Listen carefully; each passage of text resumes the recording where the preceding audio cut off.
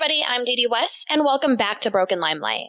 I know it's been a while. You might have heard if you follow me on Facebook that my life kind of took some sharp turns, but I'm back and I've been working on this case for months. Today's episode is about actor and radio star Bob Crane. Bob Crane came to fame in the mid-60s when he landed the lead role in a sitcom called Hogan's Heroes, which was a comedy about a prisoner of war camp during World War II. I know that sounds kind of shocking if you're not familiar, but it was actually crazy successful. Bob was known as charming, talented, kind. People had all these really pleasant and delightful words to describe Bob Crane. And people started to see Bob and his character, Robert Hogan, as one and the same. On June 29, 1978, Bob was found murdered in his condo. He appeared to be bludgeoned while sleeping and also had a cord wrapped around his neck. There were no signs of forced entry into his condo. Today, this case remains unsolved. There are suspicions and theories about who the murderer might be. Sadly, a lot of gossip and rumors about Bob Crane spread like wildfire upon his death, and the media chose to tell a story about Bob that didn't show the full picture. See, when investigators arrived at the crime scene, they discovered that Bob had a collection of photography and filming equipment, as well as Polaroids and videos showing him having sex with dozens upon dozens of women. After this information got out, all anyone could talk about was Bob's scandalous sex life. Many theorized that Bob's dark secret had to have been connected to his murder. If you've seen the 2002 film Autofocus, I need you to know that this is not an accurate portrayal of Bob Crane. The filmmaker himself has admitted that he was not interested in creating an accurate portrayal of Bob Crane so much as he was trying to sell a juicy story. With that said, I want to tell you about the sources that I used for this episode. My main source for this episode is the book Bob Crane, The Definitive Biography by Carol Ford, Linda Groundwater, and Dee Young. I actually spoke to Carol Ford and Linda Groundwater, who are endorsed and supported by Scott Crane and the Bob Crane estate, and I got a lot of insight into Bob's story. Carol and Linda were kind enough to send me a copy of their book and allow me to interview them for this episode, and we'll get to that interview in a bit. But I want to say that I highly, highly recommend this book. The authors interviewed over 200 people who were close to Bob, including his friends, his children, his co-stars, and even people from his childhood.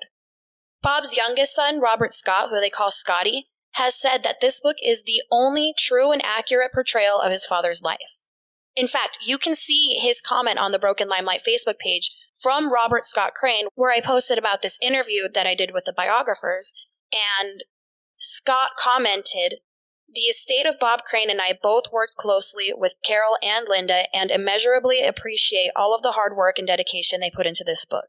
The only truthful and accurate account of my dad's life."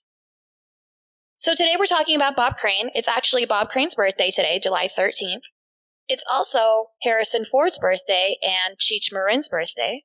It's also my sister's birthday. She's in Costa Rica, but happy birthday, Stephanie Alicia. So, Bob Crane was born Robert Edward Crane on July 13th, 1928 in Waterbury, Connecticut. His parents were Rosemary and Alfred Thomas Crane, who married in 1925. Bob had an older brother named Alfred Jr. They grew up in a traditional Roman Catholic household.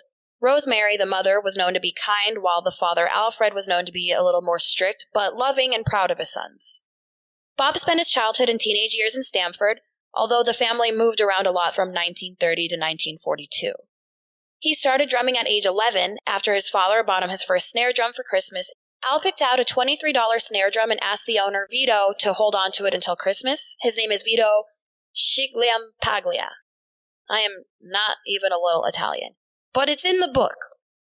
So Al picked out the snare drum and asked the owner, Vito, to hold on to it until Christmas. When Al came back to get the drum, Vito had already sold it to somebody else. Al had said to him, "I promised my boy a drum for Christmas, and by the Holy Saints of Ireland, he's going to have one."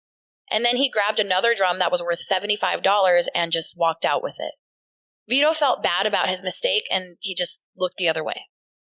Years later, when Bob became famous, Vito hung up a picture of him from Hogan's Heroes in the store and wrote, "I, Vito Scigliampaglia, am responsible for the show business career of Bob Crane, star of TV, radio, and movies." What a leap, right? Like, forget Bob's hard work and his natural talent. Let's give thanks to Vito for being a shitty salesman. Bob's drumming career increased after he saw American jazz drummer Gene Krupa performing at the 1931 World's Fair.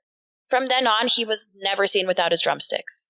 It's said that at this point, music and drums were as much a part of him as breathing. By junior high, Bob was organizing local drum and bugle parades with his neighborhood friends. He played snare drum and timpani in his high school orchestra and snare drum in the school marching band. He played for the Connecticut Symphony Orchestra and the Norwalk Symphony Orchestra. His parents thought this was a pipe dream. They wouldn't let him use the family car to get to gigs, so he had to rely on rides from his friends. His friend Edwin recalls the home feeling rigid, and he disliked going inside of the home. And Bob seemingly couldn't wait to get away. Edwin had said that he believes Bob has a side of him that he was keeping locked up, festering inside of him for a long time. Bob graduated from high school on June 5th, 1946. In 1948, Bob proposed to Anne just a couple weeks before high school graduation. Anne was his high school sweetheart. Around this time, Bob became interested in volunteering for the military. He joined the National Guard, and in his 2 years of serving, he rose from the rank of private up to corporal. There are some sources that say that Bob's friends claim that Bob was very focused on his career up until he met Anne. At that point, he shifted his focus from his career in show business and music onto their relationship, often choosing to be alone with her instead of working with the band. This actually is not true. As a matter of fact, Bob was creating radio shows and playing them for his best friend and Anne, and no one ever saw him at school without his drumsticks, even after he started dating Anne. Anne also joined the high school band to be with Bob, playing the glockenspiel.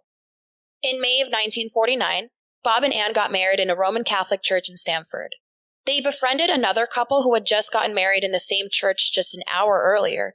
And coincidentally, this other couple had plans to take their honeymoon in the Poconos Mountains in Pennsylvania, where the Cranes were also planning to take their honeymoon. Even more coincidental, they all ended up booking the same hotel, so the two couples spent their honeymoons together. Around this time, Bob took a course in radio techniques, and he began applying for jobs at various radio stations. In 1950, he was hired at a newer station, WLEA, and he left the National Guard with an honorable discharge and went on to focus on a career in radio. Bob and Anne didn't have a lot of money, so Anne lived with her parents while Bob traveled for work. Anne got a job as a secretary to help support her parents, and Bob and Anne had a seemingly happy marriage. He spoke very highly of his wife and was said to never lose his temper. Like one time, Bob came home with mud on his shoes and stepped all over their white carpet. Anne's mom berated him, and that made Anne really embarrassed. She actually said, "Mom, that's Bob's carpet. He bought everything in this house." And he'd just stand there and take the abuse, saying, No, Annie, I was wrong. I'm sorry." He was kind and patient and was rarely seen angry. He also didn't drink or smoke, and he often asked bartenders to make him like mocktails so nobody would question why he wasn't drinking. His vices were sweets, like candy and cookies. Though he seemingly spoke very highly of his relationship with Anne, Bob was actually frustrated and seemingly discontented. While many believe that Bob's extramarital affairs began when he got to Hollywood, they actually started early on in his marriage with Anne. Early in their marriage, Anne's family was dealing with a crisis, so she and her mother went to Sweden while Bob stayed in Stamford working at a jewelry store. He was restless, and he continued sending letters to radio stations up and down the East Coast. When he was offered a position at WLEA, he packed up his bags and moved to Hornell, New York to focus on his radio career. When he got there, he was shocked to find out that he wasn't offered the job of announcer, but rather the job of a maintenance man. Still, he took the job. He really wanted to go to New York. It wasn't long before he would become the announcer anyway. Within a month of being hired, he was promoted to program director. By now, the couple was struggling and considering divorce. Now in a new city and reeling from his home troubles, Bob started dating another woman. Sources say that they were together for a few months and were intimate, even talking about the possibility of marriage. And to be clear, it seems that Bob and Anne were both mutually separated. Like, it doesn't seem like he was dating this other woman and still with Anne at the same time. So Bob and Anne continued working through their divorce, and they ended up mutually deciding to mend their marriage, and Bob moved back to Connecticut. Shortly after moving back, in August 1950, Anne's father passed away unexpectedly from surgery complications at just 49 years old. Anne and Bob were devastated about this loss, and they struggled to support each other financially. They had debated a bit about Bob quitting his job and moving back home, but before he could even make the move, he was offered another job at WBIS in Bristol, Connecticut, and he took it. When he got there, he wasn't what they were expecting. It turns out that when they heard his audition tape, they had accidentally turned down the speed of the tape, which made his voice sound a lot deeper than it actually was. Bob said, When he heard me speak, he was pretty disappointed, but he liked my sense of humor, so he kept me on. Before long, Bob was promoted to program director and senior announcer. He lived in a boarding house in Bristol, and he would return home to Stamford on the weekends. He made $45 a week and would supplement his income by playing drums at clubs. Needless to be said, money was super tight. Bob had no refrigerator, so he would keep his milk on the windowsill outside. He would often, have to run home to check on his milk to make sure it, hadn't gone bad. After only 3 months at this job, Bob was offered yet another job as an announcer for the station WLIZ, whose only stipulation was that Bob not be a drinker. And he was not a drinker. But this was because they had problems with other announcers coming to work hungover. Now this job was a lot closer to home and it paid $10 more. Here he would become the program director and station's operations manager. The company then bought the station WICC, where Bob would continue his work. In 1952, Bob was promoted to program manager for WICC, and by 53, he was operations director. The thing that makes Bob really special is that he was very, innovative with what he did on the radio. He was known to introduce gimmicks to his radio shows. For example, he would do voices, and he would have conversations with himself. And then he would also, play recordings and then respond to them as characters. Once he did an ad for milk, and he poured water into a salt shaker, and then he would, shake the water from the shaker into a glass to make it sound like he was milking a cow. And while doing this, he was joking around about this is how fresh the milk is. He was very clever, and, nobody was doing these things. He would also play the drums on the air. He was creative and called a lot of attention to the radio station. For Valentine's Day, he asked the female listeners to send in kisses to the radio station. For months, the station received letters and cards covered in lipstick marks, to the point that the health department served WICC with a notice to stop the promotion, as they thought it would be unhealthy for the postal carriers to handle all this kissy mail. Bob also had this gimmick where he would have a chicken rate the new records. He would have this chicken drop eggs into a basket, and the more eggs it laid, the worse the record was. He really pushed the envelope and took chances making his radio show a big hit. It wasn't long before he became a star. He was now making $500 a week, equivalent to over $4,000 today. Now, Bob and Ann were able to get their very first home of their own. They got a duplex apartment, and they relocated to Bridgeport, Connecticut. In 1951, Bob and Ann welcomed their first child, a son they named Robert David Crane. This is the son who, on some podcasts and in some articles, you'll see him referred to as Bobby Jr. Nobody actually called him this. This wasn't something his parents called him. I guess Robert David Crane started referring to himself as Bobby Jr. after Bob died. It was like a nickname he gave himself. Bob and Ann decided to ask Ann's mother to move in with them, as she was now a widow.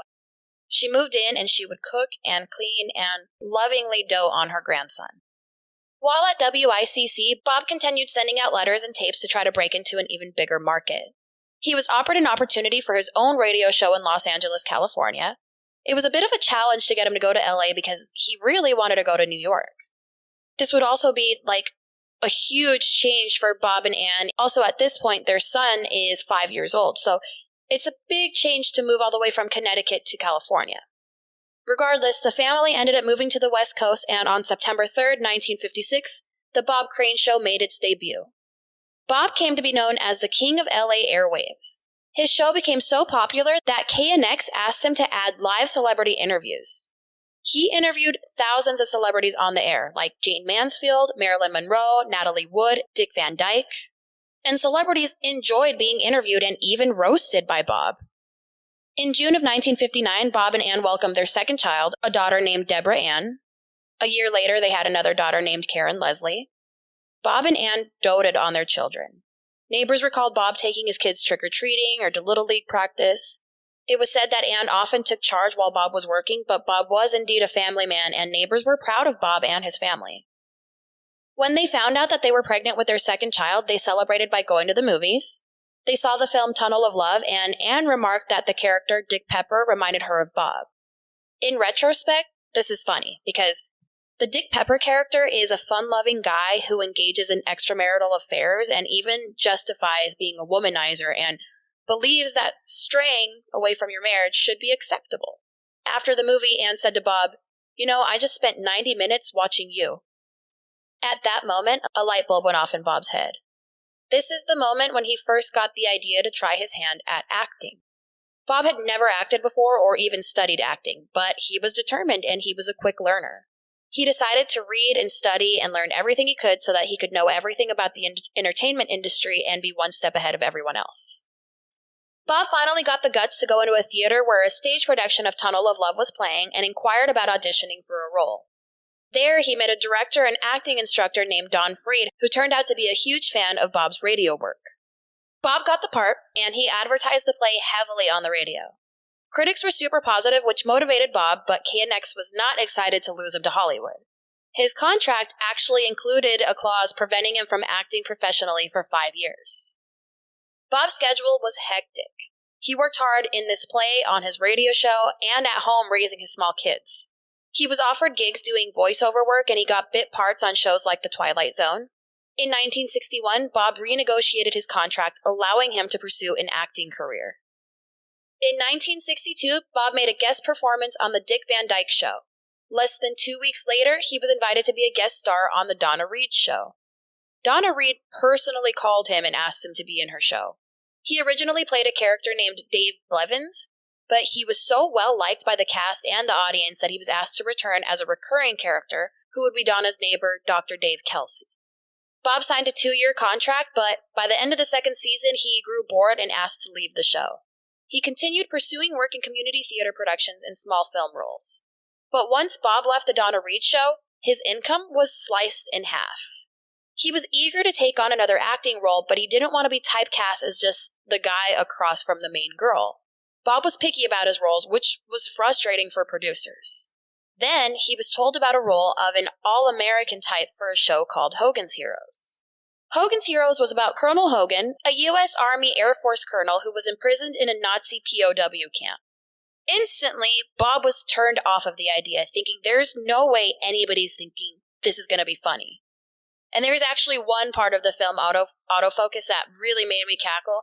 Again, this is not a source for this story, but I had to watch it because I had to understand the intense, dislike for this movie that some people have. But anyway, in the movie, Bob's character is sitting with his agent, and the agent tells him about this role and how it's in a World War II POW camp, and Bob says, "So it's a drama?" And the agent says, "No, it's a comedy." And Bob says, "Oh, you mean with the funny Nazis?" According to Bob's cousin, Jim Setnick, Bob didn't want to do the show at first. He was sensitive to the hardships that soldiers had endured and the stressful issues that they were facing, and he didn't want to insult them. He also felt that the show was poking fun at POWs, many of which had truly suffered during imprisonment. Bob agreed to do the show only after a trailer was shown to veteran groups, and they all agreed that it was fabulous. They loved the trailer, and Bob was sold. Fans would later say that Bob Crane was made to play the role of Robert E. Hogan. And this trailer that was shown to the veteran groups actually turned out to be the pilot episode. And also, in the opening credits of the show, you hear drum beats. That's actually Bob playing the drum. Partway through the first season of Hogan's Heroes, Bob decided to let go of his radio show. It just became apparent that he couldn't physically stay healthy and handle the 2 full-time jobs, so he had to pick one, and Hogan's Heroes made its primetime debut on September 17, 1965. Fans began to see Bob Crane the actor and Colonel Hogan the character as one and the same person.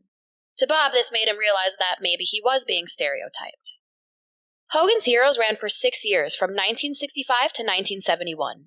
Everyone involved said that it was a dream of a show to work on with little drama behind the scenes. However, some would speculate that this isn't true.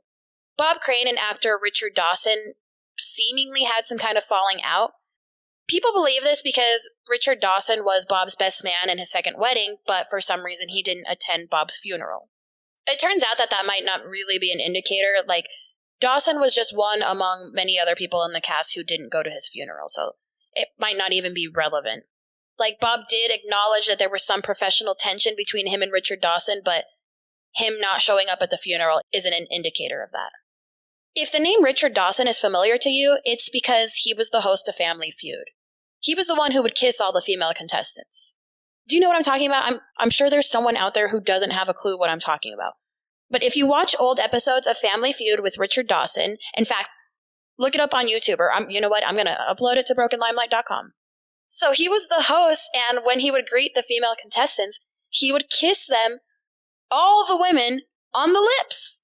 And some of these women would even, lean in and kiss him before he could. It was icky, and I think these women were starstruck, and he milked it.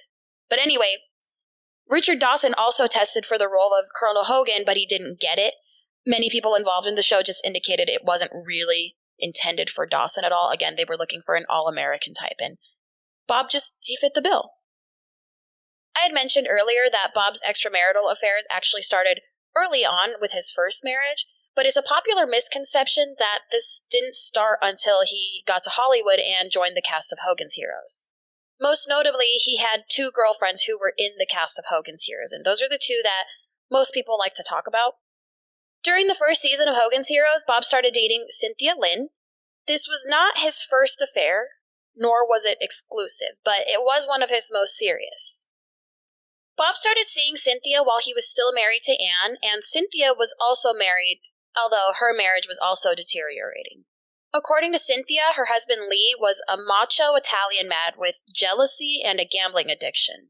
Bob and Cynthia admitted to each other that they were each in marriages that they were unhappy in, and began telling each other that they loved one another.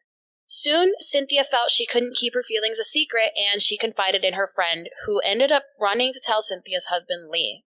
Again, Lee is a jealous type, so he ran home with flowers and told Cynthia that he wanted to patch things up. She was hesitant, but he was super persistent, so she agreed to try to work on the marriage, and then Lee demanded that she had to quit working on Hogan's Heroes. She felt that if she wanted to save her marriage, she had no choice but to quit.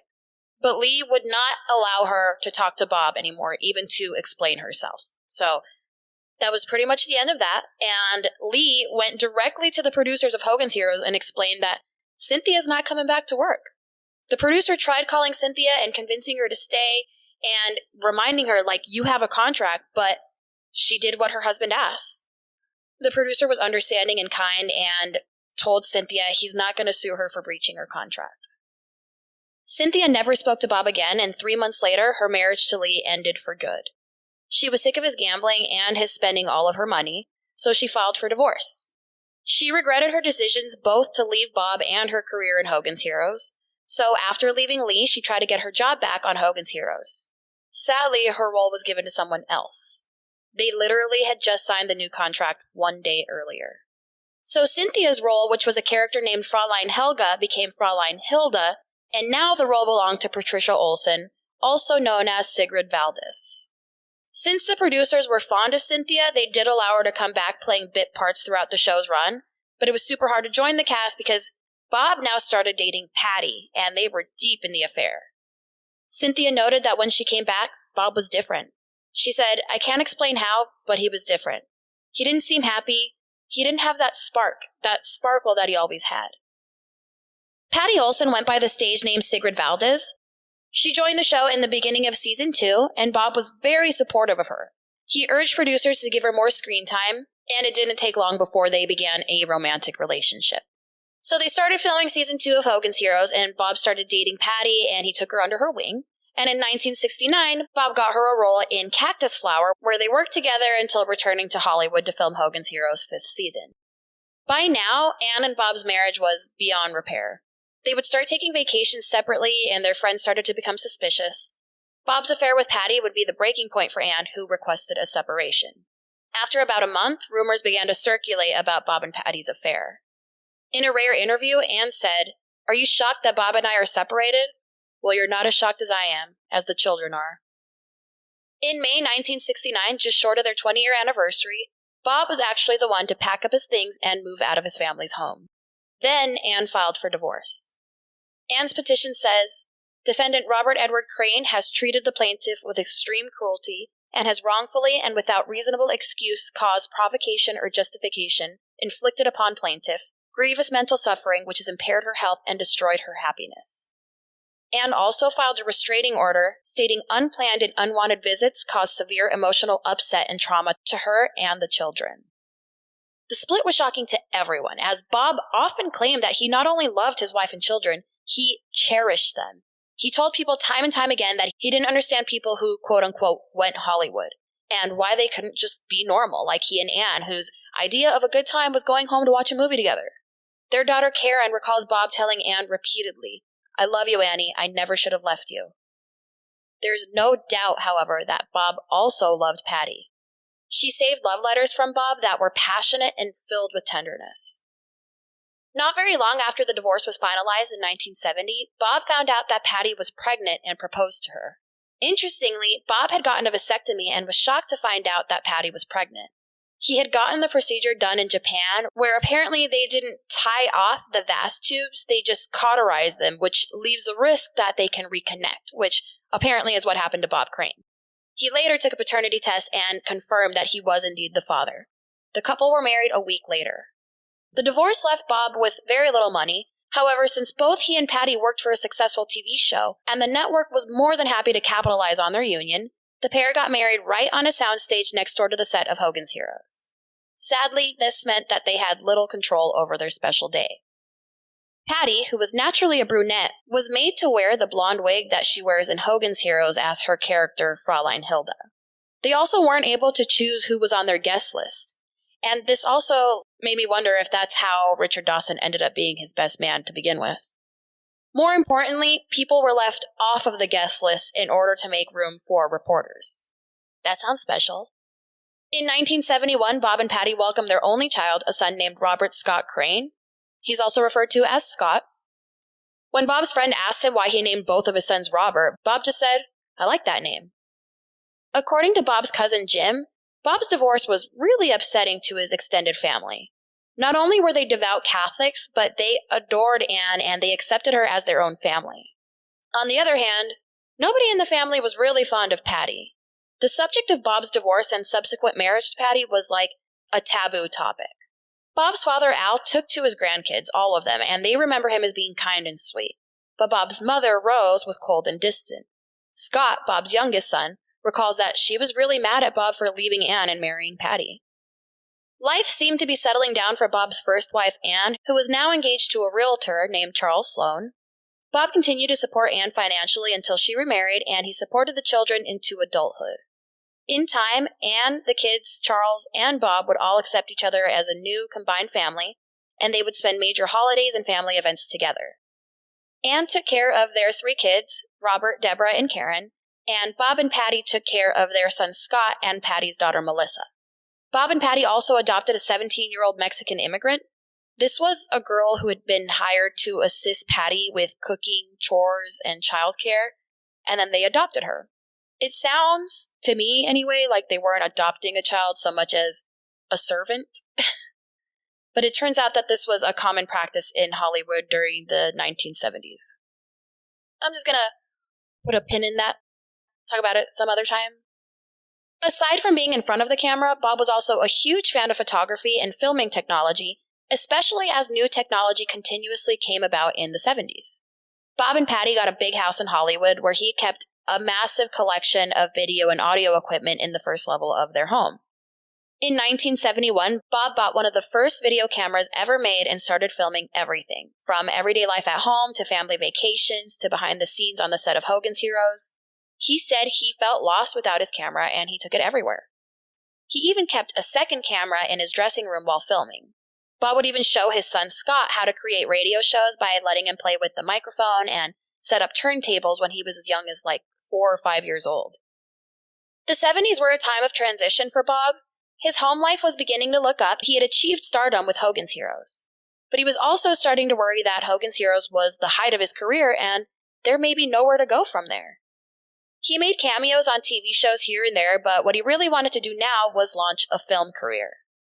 He worked on an educational film called Patriotism, and then he tried to get cast in The Godfather because he knew one of the producers who had also worked on Hogan's Heroes, but unfortunately he was looked over. Now, Bob and Patty had an understanding in their relationship. It was an open relationship, and Patty seems to have approved of his behavior because she would give him birthday gifts like trips to strip clubs and things like that.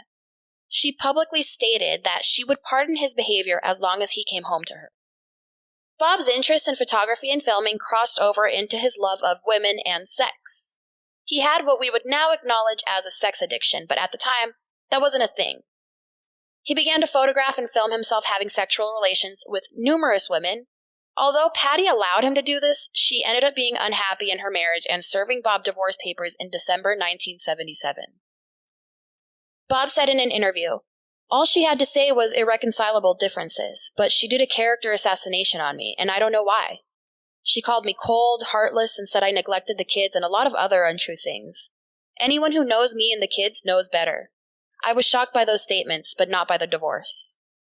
Patty was also asking Bob for money, which he just didn't have to give her. Not only was he not making as much money as he had hoped, but his business manager, Lloyd Vaughn, had been embezzling money from him for years. This wasn't discovered until about a year and a half after Bob died. And it was only because Patty found out and she pressed charges. Lloyd Vaughn pleaded no contest and was ordered to pay the Crane estate $108,000 for the $75,000 that he had stolen while working for Bob. He also spent a year in jail. Eventually, he called Bob's son Scott and apologized for his actions. Bob never knew that his manager was stealing money from him. Bob was always described as restless, driven, always wanting more. This applied in his professional life as well as his personal life. He rarely slept, requiring only a few hours of sleep in order to function at his very best. He was also obsessively chronicling extraordinary details of his life. And this goes back to when he was in school. He used to keep detailed journals and would write notes, take pictures, make videos, and create audio tapes of any and all events. He recorded and cataloged his radio shows using the Dewey Decimal Tape system. He photocopied and archived fan mail, made scrapbooks, and collected newspaper clippings. He collected and chronicled anything and everything he could. Bob's son Scott says that Bob was always journaling, jotting down ideas for plays or direction. He'd write on the back of records and circle his favorite songs and even jot down the times of his favorite moments in the songs. He kept a detailed date book, and if he didn't actually do something that he wrote in the book, he'd go back and notate why it didn't happen. He also had his own darkroom in his home where he would develop his own photography. Bob was always a charming and handsome man, but especially upon reaching fame, he got a lot of female attention. Though he initially only wanted to look and not touch, he liked to charm women, but he would only go so far. At some point, one woman said, "Put up or shut up," at which point he gave in. Like Bob, Anne also came from a religious household. A friend of Bob's recalled having a conversation with Bob about him and Anne both wanting to be more intimate, but they felt their religions didn't allow it. Now, the first time that rumors of Bob's infidelities and lust for women began to circulate was actually in the 50s, back when Bob was working at WICC in Bridgeport. It was commonly known by fellow staff and jazz members that Bob was engaging in extramarital sex with multiple women. Some were worried that this was becoming dangerous, as Bob would hit on women right in front of their husbands or boyfriends. His colleagues and bandmates felt like they needed to babysit him like a little boy to keep him out of trouble. And it seemed like Bob didn't see any harm in his behavior, like he didn't think he was doing anything wrong or that anything bad would come from it. By the time Bob got to Hollywood, he had already engaged in a number of flings, a couple serious enough for him to consider leaving Anne. California was new. It was open and free and laid back and thrilling. And Bob learned to become more discreet, building thick walls around him. Though there was talk of his infidelities, it still came as a shock to those around him to find out the extent of his addiction. Bob was learning to close people off and engage in conversations without actually divulging any information about himself. He made people feel like they had a deep, lengthy discussion when really, he didn't actually say anything with much depth. At some point, Bob began to say that he didn't like to date actresses because watching them work made them feel kind of unsexual, so he saw them as colleagues just like the other male actors. It's possible that he actively chose to start viewing women this way because he received backlash for his womanizing behavior on the sets of other shows like The Donna Reed Show. Others who have worked with Bob Crane have described him as someone very wounded. More than one has mentioned that he required a sort of feminine understanding. He needed tenderness and a lot of hugs. It seemed to many that he was desperately seeking love and acceptance. The biographers I spoke to noted that maybe Bob wasn't just addicted to sex, but to love. He was capable of having long-term relationships, and he never struggled to take no as an answer from a woman. It wasn't something that he felt entitled to. It seems that Bob only wanted sex if they were both enjoying it. It was important to him that the woman was having a good time as well. The last time many of Bob's longtime friends saw him was at their school reunion. Bob was described as being very happy to everyone outwardly, but there was a nervous energy, like something was bothering him. More and more, his happiness felt artificial. Initially, Bob was in control of his sex life, and he kept it separate from his professional life. But eventually, he would lose that control. On the set of the Bob Crane Show, he makes jokes that were kind of racy. He would bring Patty, and she would stand at a profile, emphasizing the size of her breasts, and he would make jokes about it, like that was the bit. When Bob worked on the Disney film Superdad, he announced in a meeting with a Hollywood reporter that he likes to play drums in topless and bottomless bars, and what's wrong with that? The reporter published this story, and Disney broke ties with him. This was the first glimpse the public would get at Bob's proclivities. However, most would just kind of glaze over this until later after Bob died. Bob began doing a dinner theater production called Beginner's Luck at the Windmill Dinner Theater, which toured to multiple locations around the country. Although dinner theater was a step down in Bob's career, and he acknowledged that, he took this work seriously. He was also able to more freely feed his addiction, which was completely in control of his life by now. While some of his friends in the theater saw the side of Bob to the point of them becoming uncomfortable, others never saw it. He truly had two sides, two personalities, and he kept them separate.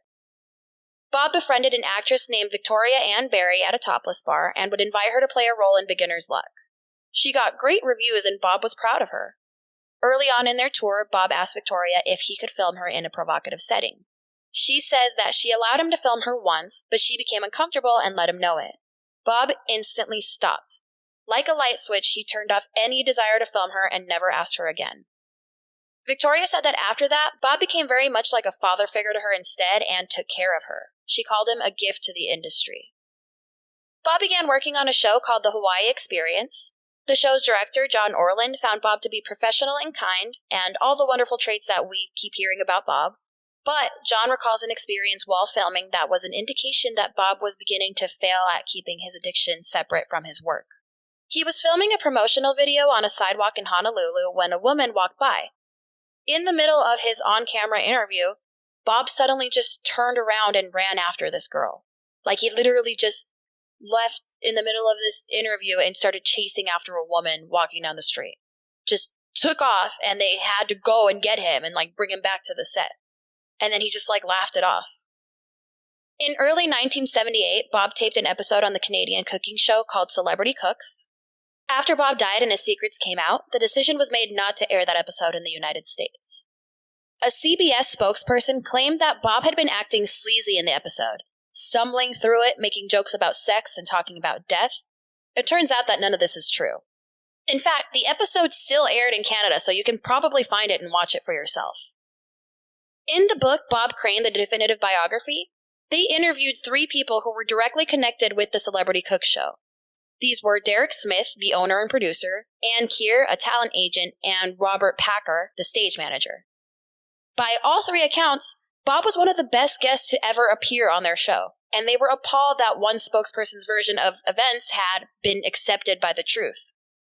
In fact, on June 27, 1978, just 2 days before Bob's death, he sat down for an interview with a reporter. This would be his last interview ever. Of course, neither Bob nor the reporter would know that. In this interview, Bob talked about his stalled movie career, but he was optimistic about the future. He spoke openly about his split with Patty, but he was otherwise in good spirits and had a positive outlook, and his sunny personality came shining through. He laughed his way through much of the conversation, and he mentioned that if he should ever write his own autobiography, he would title it Laughing All the Way to the Grave. It's interesting, though, how you never hear about that interview. While working on Beginner's Luck, Bob met Reverend Ed Beck, an employee of the Windmill Dinner Theater Corporation, who also happened to be an addiction counselor. Beck would be the one person to whom Bob would share his deepest, innermost thoughts, beliefs, and troubles in the weeks leading up to his murder. He declared to Beck that he was an addict, and he actually used the word addict. He was keenly aware that he was losing control of his situation, and his life was beginning to fall apart because of it. His first marriage fell apart, and he was in the process of his second divorce. Although it seemed that he and Patty were working on patching things up, the marriage was in serious jeopardy. The children were suffering. They started to hear the rumors, and they began to ask Bob questions, and he couldn't honestly answer these questions in good conscience. That was hard for Bob. He really wanted to be a good father. And on top of all this, he was building a reputation in his career, and Hollywood executives were starting to lose respect for him. Bob admitted to Beck that he tried to break his addiction in the past several times, but he always failed. He knew that this was going to be a long, painful road, but he was ready to heal. He knew this would be a lifelong struggle and he'd always be just one woman away from relapsing, but he was determined to overcome it. Bob didn't know his life was coming to an end. He had every intention of getting through his addiction, becoming a better father, repairing his reputation, and continuing to make strides in his acting career. Bob's counseling with Beck was supposed to be completely private. He would have never disclosed any of it, but he did so after Bob's murder to try to give the media and the public a better understanding of Bob's inner turmoil. It seemed to Beck that Bob was very aware of his problem, and he was determined to gain control of it. Beck thinks that what really pushed Bob to make this choice were his children. He needed to be a good father. Beck was not specialized in sex addiction, so he was just trying to evaluate Bob just enough to be able to diagnose him and refer him to another counselor who was specialized. He was in the process of connecting with top psychiatrists and trying to find the right one for Bob. In speaking to Bob, Beck found that Bob didn't see himself as sick or dirty. It seems that, like I said before, it was important to Bob to provide women with pleasure. He wasn't just trying to pleasure himself, he legitimately seemed to want to make women feel good. According to Beck, Bob always had consent to photograph or film the women he was having sexual relations with. Bob's family has reiterated this. There have been a couple of women who have come forward to say that they had no idea they were being filmed. Bob's family insists that his cameras were always out in the open, they were never hidden. Beck says that upon Bob's death and the stash of amateur porn being revealed, multiple women, including important women, have contacted him asking what would happen to those tapes. It seems that in all of these sexual encounters, most, if not all of these women were not really worried about the tapes being seen by anyone but Bob. And I mean, this was brand new technology, so there was really no concept of nudes being leaked or revenge porn or anything like that. So I kind of wonder, like, all of these women seemingly felt safe being recorded by Bob. But after Bob's death, the media turned Bob's porn collection into a huge scandal, and I think that's the moment when the women in the tapes saw what could be at risk by having these photos revealed. Giving up his addiction meant more than just changing his future. Bob was pretty much living a double life, so he also had to separate himself from that part of him. He needed to destroy all of his work, all of this hundreds of films and photographs and a room full of files. He also had to separate himself from shady people he had gotten involved with.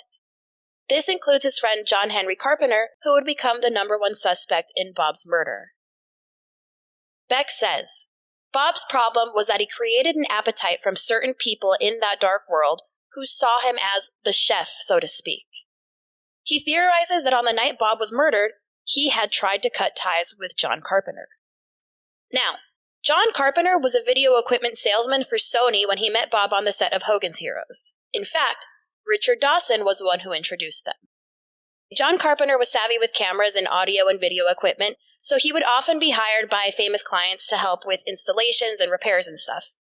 As Bob was also interested in this kind of technology, the two naturally struck up a friendship.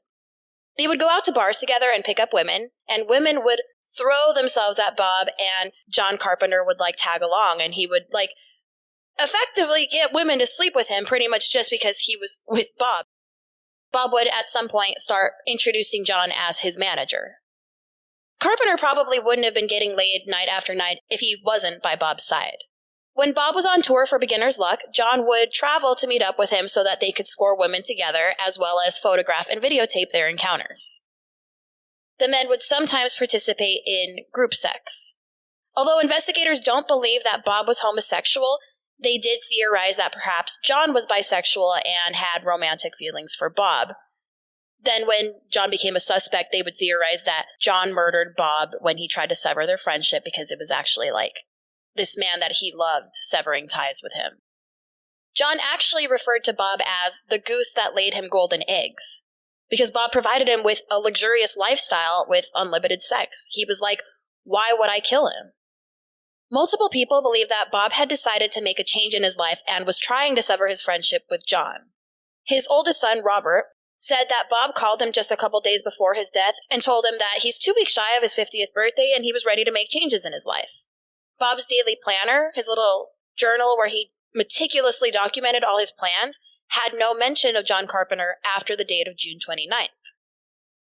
On the evening of June 28th, 1978, this is the evening before Bob's murder, Bob and the cast of Beginner's Luck had a normal show. John Carpenter was in the audience, Victoria would sit with him during her off scenes, and John was never seen leaving the theater at any point. But after the show, he and Bob walked out to the car, and they would find that Bob had a flat tire. I mention this because some believe that the tire had been disabled during the play, while all three, Bob, John, and Victoria, were all inside the building. The cast took their final bow for the run of their show, and Bob said goodbye to Victoria, telling her not to forget their appointment for the next day. He had offered to help her make a recording to send out for jobs, so they were planning on meeting the following day. Bob waved goodbye to Victoria for the last time as he and John headed to the car. When they got to the car, that's when they noticed that the tire was flat. It turns out that the valve cord had been cut, so someone had deliberately tried to disable his car. It's theorized this may have been a first attempt to murder Bob, as the killer may have planned to strike Bob as he kneeled down to change his tire. But instead of changing it there, Bob decided to drive across the street to a service station and put on a spare. So Bob and John hit a couple of bars and hot spots like the Safari, where witnesses say they saw them having dinner and talking. Some witnesses say that the men were raising their voices and appeared to be arguing, while others say that they were speaking normally. They met up with 2 women and had an uneventful night. At about 2 a.m., John took his date back to his hotel. He put the moves on her, but she asked to go home, and he took her home at about 3 a.m. Then he went back to his hotel, called Bob, and asked him how his night went. Bob told him that he also struck out with his day, so now he was just sitting in his boxer shorts editing the bad words out of a tape of Saturday Night Live for his son. His youngest son, Scott, is now 6 years old.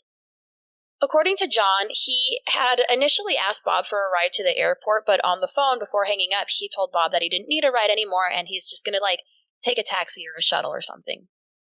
In the early morning hours of June 29th, 1978, Bob would be sleeping soundly in his condo in Scottsdale, Arizona. He was lying on his side with his hands tucked under his head and pillow when someone struck him in the head twice with a camera tripod, crushing his skull. Bob was killed instantly, and the murderer then cut the electrical cord off of a video camera and tied it around his neck like a bow tie. A flaky white substance was found on the inside of Bob's leg. There was writing in the walls that was written in Bob's blood, and the messages seemed ritualistic in nature. The killer at one point peeked outside the window, leaving a bloody handprint on the curtain. There was no sign of forced entry, and Bob was known to keep his doors locked. The back door, which was a sliding glass door, was also unlocked. This led investigators to believe that Bob either invited someone into his apartment or left the doors unlocked deliberately for someone, or somebody had a key. His time of death was estimated to have been around 4 a.m. The next morning, John Carpenter returned his rental car and headed for the airport. Victoria Berry had an appointment to record with Bob that day, and he didn't show up. Again, Bob was super punctual, so this was very unusual. She called him, but she got no answer, so she went to his condo. She knocked on the door a few times, but nobody answered it. She noticed that the newspaper was still outside and the drapes were closed, and this was also unusual. Finally, she tried the doorknob and it was unlocked. When she went inside, it was super dark, so she started calling out Bob's name. As she enters, she finds this brutally beaten body in the bed. There's blood spatter on the wall, behind the bed, all above the body, and it's all over the ceiling, and again, there's writing in blood. And Victoria actually was kind of confused about who it actually was in the bed at first. It wasn't clear to her that it was Bob. So the condo was being leased by the Windmill Theater, so they contacted the manager to identify the body. That happened to be Reverend Beck. He was also the manager of the building. But when Beck showed up and he looked at Bob, and Bob was laying on his side, his skull was so smashed in and there was blood everywhere, and he wasn't able to identify the body. So investigators made the choice to roll the body over so Beck could get a better look at him. The Scottsdale Police Department was small in 1978, and they didn't have a homicide unit. There weren't enough murders to merit one. They made a handful of choices that, if you're a true crime buff like me, you'd know that these kind of choices are likely to contaminate the crime scene and invalidate evidence. A medical examiner named Dr. Heinz Karnichnig we'll call him Dr. K, arrived at the crime scene at about 4 p.m., and he filmed a video of the crime scene. On the video, you can see Dr. K using a straight razor to shave a portion of Bob's head so that he can get a good look at the wound. He believed the killer had to have been a male based on the strength needed to make the blows, and I believe also based on the blood spatter. They believed it couldn't have been a female. But it was strange that the electrical cord was used to strangle him after he was bludgeoned. A possible theory is that if the suspect was a woman, maybe she strangled him after to make sure he was really dead, just in case her blows to his head weren't strong enough to kill him. The flaky white fluid that was found on Bob's leg was not collected. For what I gather, DNA analysis wasn't advanced. It wasn't a thing until the 80s, so they just decided not to gather it at all. They basically jumped to the conclusion that it was semen, and investigators actually said, "What's it going to tell you, that he had a piece of ass before he was killed?" Actual quote. Of course, they jumped to more conclusions when they found all of the evidence of Bob's secret hobby.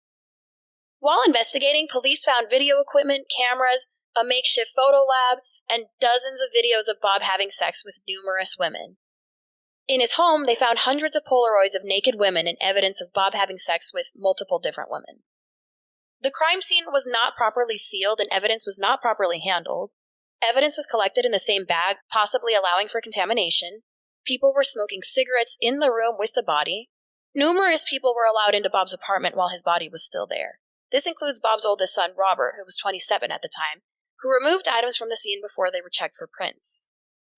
There was also Bob's business manager, Lloyd Vaughn, an attorney named Bill Goldstein, and of course Victoria Berry, who found the body.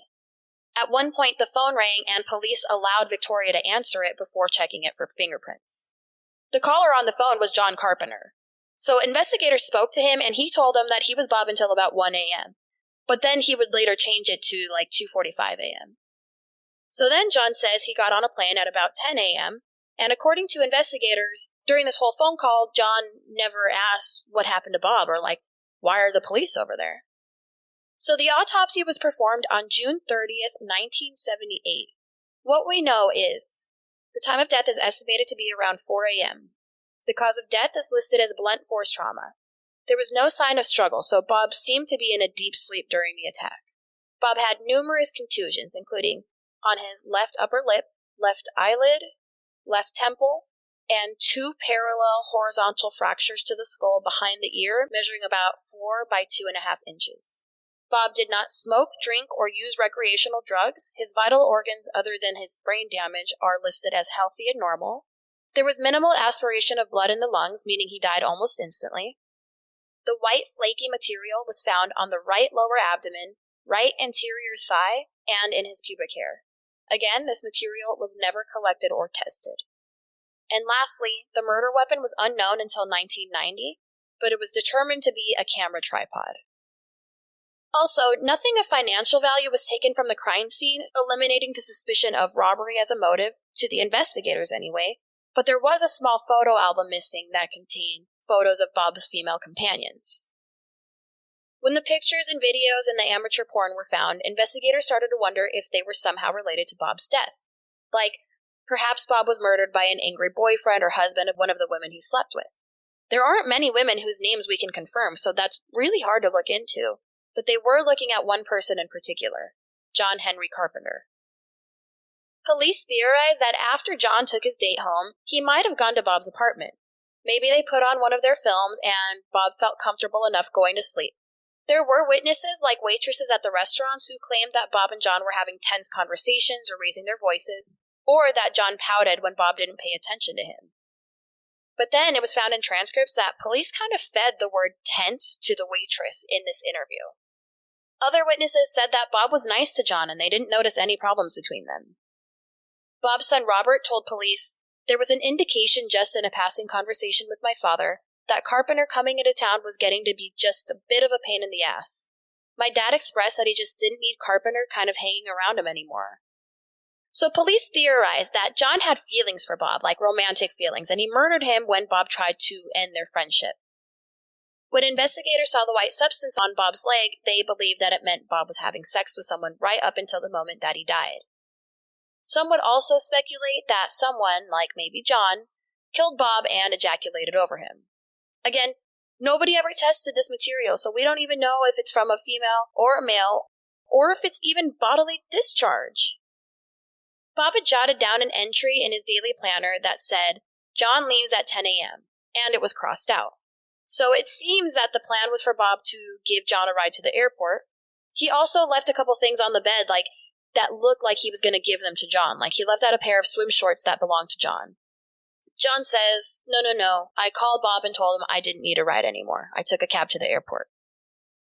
Police decided to investigate the rental car that John had been driving in Scottsdale, where they found 7 bloodstains, all on the passenger side. John says he has no idea how they got there. The car was immediately impounded and processed. Unfortunately, again, no DNA analysis until the 80s.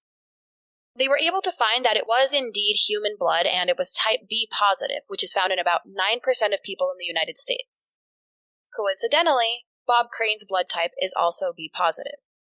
According to police, there was no one else who handled that rental car who had the blood type B positive. With the blood evidence and witnesses saying that they saw Bob and John arguing, police were convinced that John was the killer. Unfortunately, they didn't have anything concrete to arrest him. At one point, they got really excited when a housekeeper at the hotel that John was staying in reported that she came across a bloody pillowcase and washcloth in his room, but she threw them away. Police never gave up trying to prove that John was the killer. The blood was tested 4 times over the late 80s and the early 90s, but it always came back inconclusive. In 1990, the case was reopened, and the police re-interviewed everyone involved, believing again that all signs pointed to John. While reviewing crime scene photos, investigators noticed a bloodstain in the sheets that was shaped like the letter V. They compared it to numerous objects, and they found that it matched the shape of a camera tripod. Furthermore, it was known that Bob always kept 2 tripods set up, but only one was found. The murder weapon was finally determined after 12 years. Police theorized that John beat Bob with a tripod and then tossed it in the passenger seat of his rental car. While reviewing the photos, police noticed a round red substance on the inner panel of the passenger door. For some reason, they hadn't clocked this particular stain when they originally investigated the car. Judging from the photos, pathologists determined that it was likely tissue from someone's skull. Again, this was either never collected or lost over the years, so we have no way of knowing for sure. But it was suggested that this was brain tissue, just from looking at photos, and this was supposed to be, tiny. But this was enough for the police to get a warrant and arrest John again in 1992. He was charged with first-degree murder of Bob Crane. When the case went to trial, John's lawyers pushed the narrative that Bob's sexual conduct with numerous women meant that any number of angry boyfriends or husbands could have had motive and means to murder Bob. Ultimately, there wasn't any physical evidence tying John to the murder. John Carpenter maintained his innocence until he passed away in 1998 of a heart attack, while the murder of Bob Crane remained unsolved and the majority of the public still pointed the finger at John. In 2016, the blood samples were tested again. Shockingly, the blood in John Carpenter's rental car did not belong to Bob Crane. So did John Carpenter have some other guy's blood and brain matter in his car on the exact day that his buddy was found murdered? Well, that's how the police make it sound, but from what I gather, these bloodstains were 1/16 of an inch in diameter. I mean, it's said that they could have been missed when the car was being cleaned, maybe the blood was there from the person who rented it before John, and the rental company just didn't clean it well.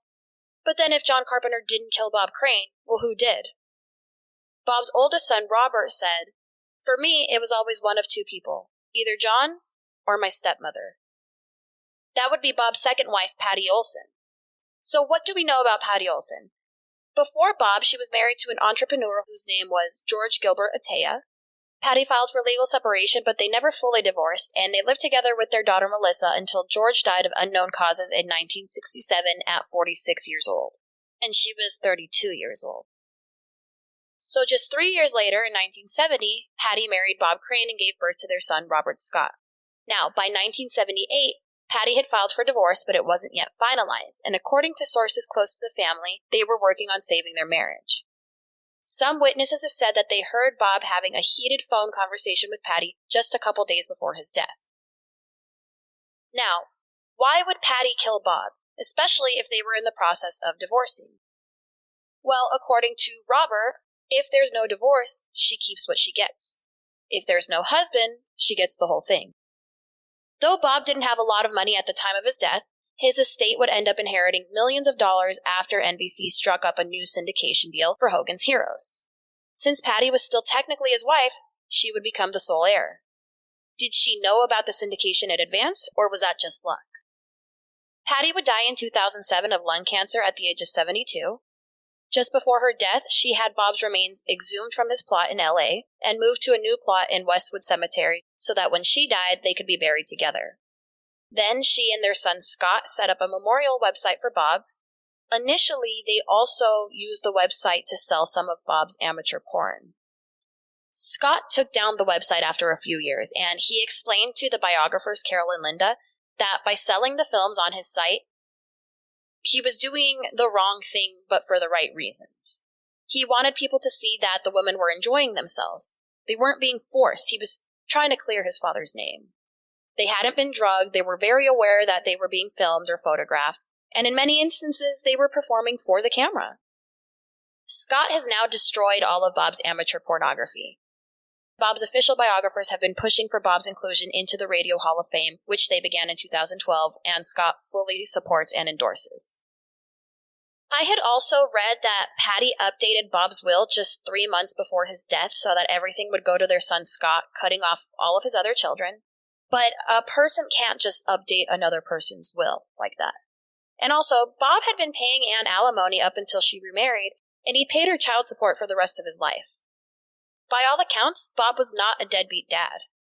In addition, Bob's alimony and child support payments ate up most of his salary. After the murder, Patty had to sell their upscale Hollywood home and move to a lower-income neighborhood, eventually leaving California for a while and relocating to Seattle with Scott, where he went to public school. But also, the autopsy said that the killer couldn't have been a woman. There's also a forensic pathologist called Dr. Michael Hunter from the show Autopsy, and he also says that Patty couldn't have been the killer. Just 4 hours before Bob died, she called Bob on the phone from her home in Seattle, so she couldn't have gone to Arizona to kill him. And again, the forensic evidence showed them that a woman of Patty's stature would have left a different arc of blood. So I guess it couldn't have been a woman, but could a woman plotted it and sent somebody else to kill it? Of course. I mean, I always consider that. And there is another woman who some people theorize might be behind this. And that's Victoria Barry, the actress who found Bob's body. Now, it's often been reported that Victoria and Bob had been engaging in a romantic relationship, although Victoria had a boyfriend.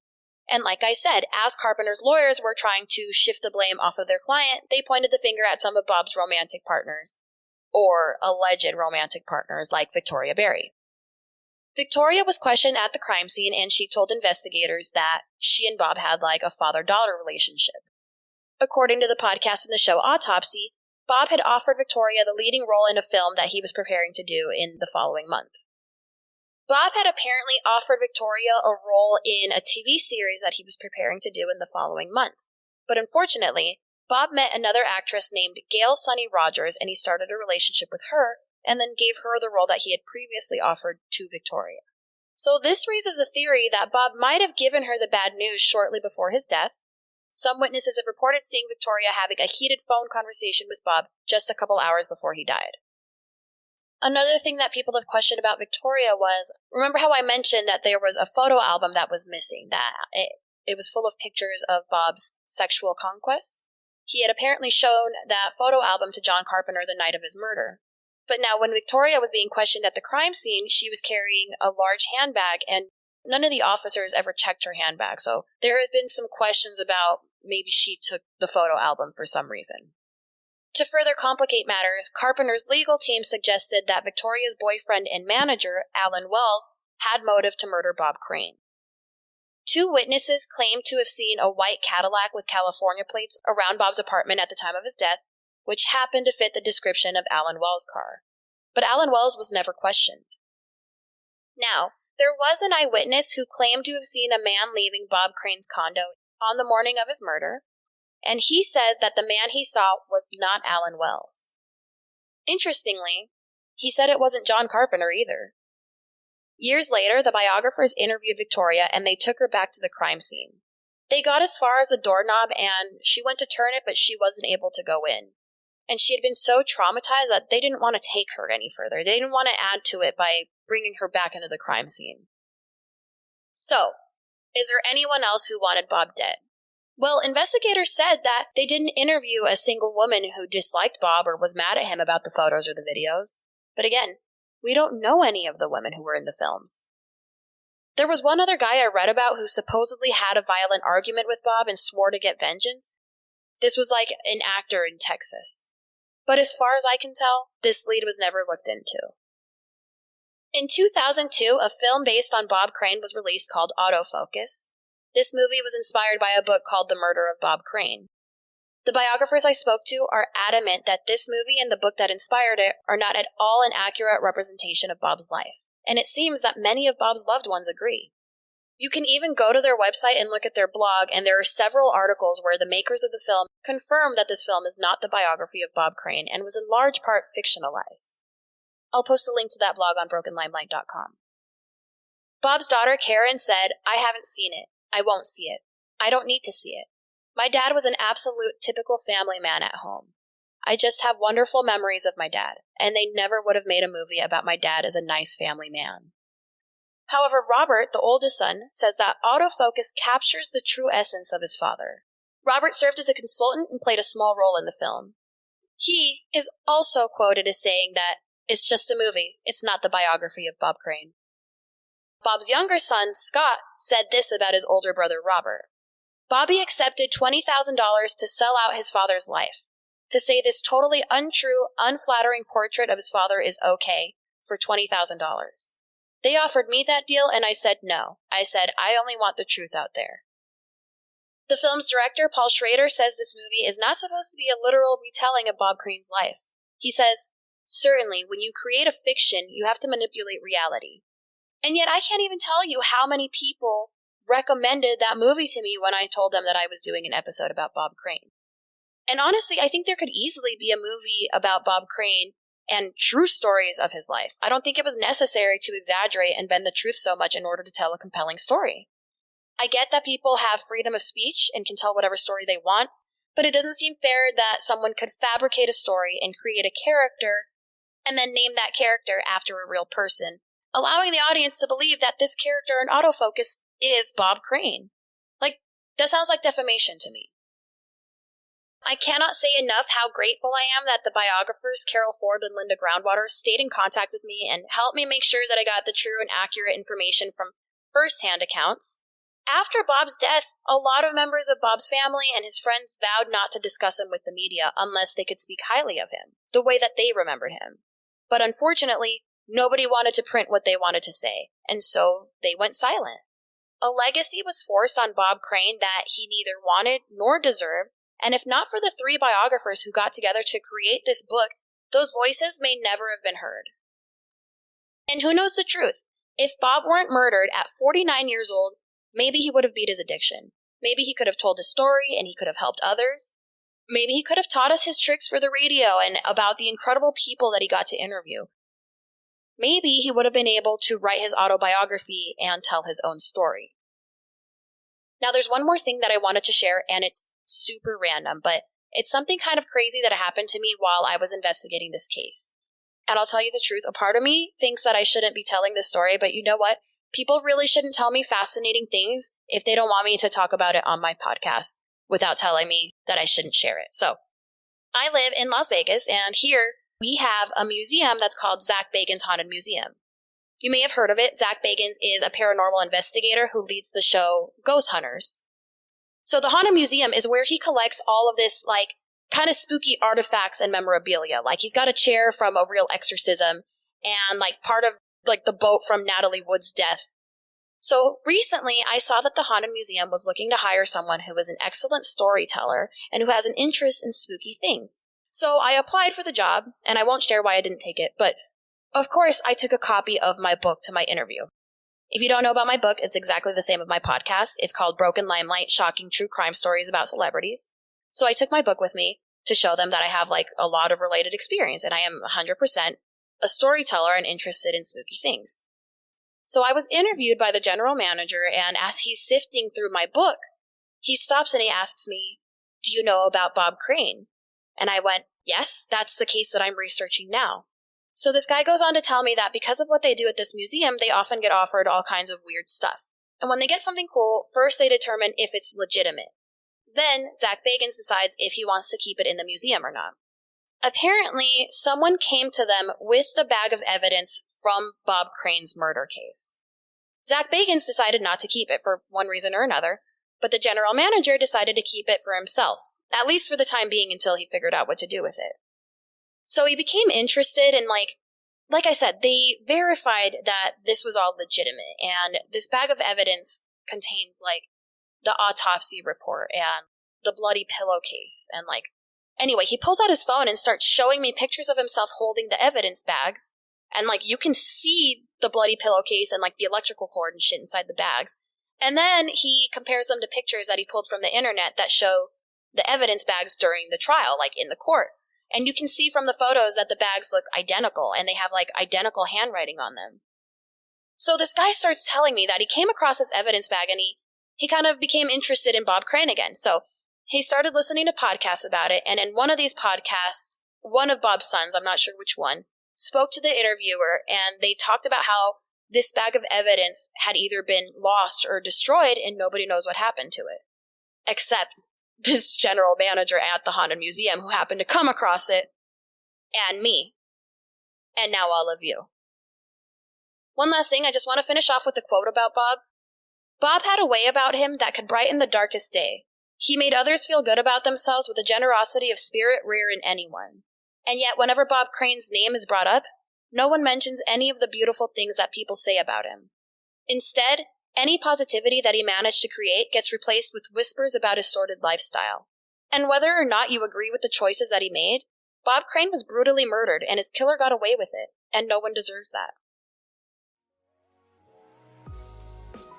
Alright, that's it for today. I hope you enjoyed today's episode. Thank you so much for your continued support. Always remember that you can go to brokenlimelight.com and find a recap of the episode, a full-ass transcript along with photos, videos, any kind of related information that I can find. I'll put it all on one page. You can also go to that website to buy merch. You can send me a message to suggest episodes. And you can even check out what I've been up to on my live events like my concerts and my singing career. Speaking of which, guys, you're not gonna believe this. So if you're new here, I'm a singer in Las Vegas. I'm gonna be performing in Hollywood on the Sunset Strip at the Whiskey A Go-Go, opening for the legendary 80s metal band Quiet Riot on Friday, December 8th. For more details, go to my website, didywestmusic.com. I'll post a link there for tickets. Don't forget to subscribe to my YouTube channel. I'm under Didi West, and also you can find me on all the social media channels under Didi West, or you can go to Facebook to look up Broken Limelight. Please stay tuned for part 2 of this episode to hear an exclusive interview I did with 2 of the 3 biographers of Bob Crane, the definitive biography, Carol Ford and Linda Groundwater. Thanks, fam!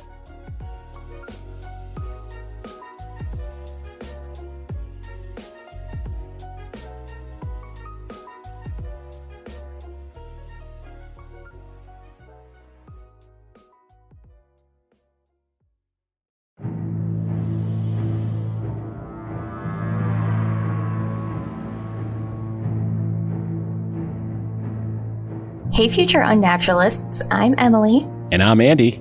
And we are the hosts of Unnatural, a true crime podcast. Each week we'll dive into some of the most unnerving crimes that this unnatural world has to offer.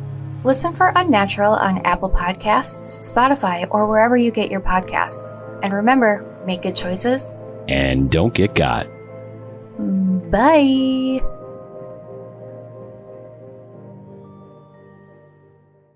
Barkbox, Barkbox, Barkbox, Barkbox. You guys know my dogs, Jude and Eleanor Rigby. Well, we just started getting them Barkbox, and I'm telling you, your dogs will love you. No more are they angry at the mailman. No more, I say.